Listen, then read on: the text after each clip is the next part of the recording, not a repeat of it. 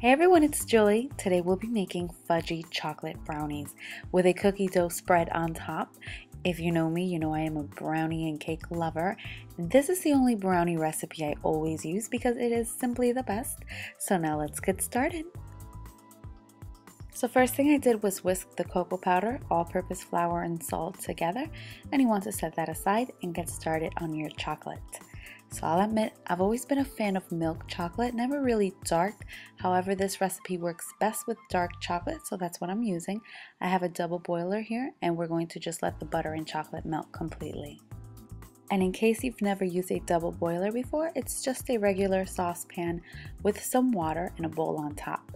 You want to make sure that the water doesn't touch the bowl or else the chocolate can burn. Chocolate is looking delicious and my fingers were getting tempted. I have to admit, you want to stir in your white and brown sugar. Once the sugar is completely mixed in, you can take it off the heat and let it cool for about 10 minutes.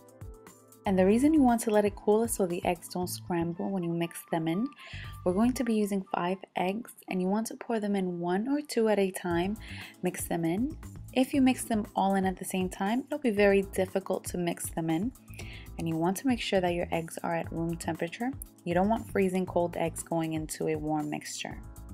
We're also going to pour in a little bit of vanilla extract, and I just have to say that if you guys give this recipe a try, I doubt you'll ever make another brownie recipe ever again. These are super moist, fudgy, chocolatey, so if you're in the mood to eat a brownie that's dry and crumbly, this is not the recipe for you. I like to pour in half of the flour mixture, fold it in, and then pour the remaining half and fold it in.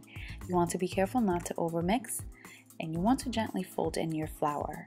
I greased my casserole dish, poured in my brownie batter. Make sure to spread it out evenly, and we are going to bake this in a preheated oven at 350 degrees for about 30 minutes. Now for our cookie dough, you want to cream some softened unsalted butter, pour in the brown sugar, vanilla extract, all-purpose flour, and some milk. We're not going to bake the cookie dough or else it'll be a cookie, not dough. We're also not going to add any eggs. They say it's not healthy. You may catch salmonella, so I'm going to believe them. So it's basically just combining all of the ingredients together, super easy. As you can see, the milk is mandatory in the cookie dough. It's what makes everything smooth and creamy. And of course, chocolate chips are mandatory as well. Very important to let your brownies cool completely. Cookie dough has butter and you do not want the heat from your brownies to melt your cookie dough.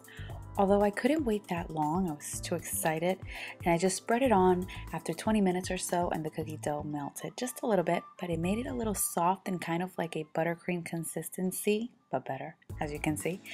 I hope you guys really give this recipe a try because these brownies were out of this world, I promise. I hope you guys enjoyed this video.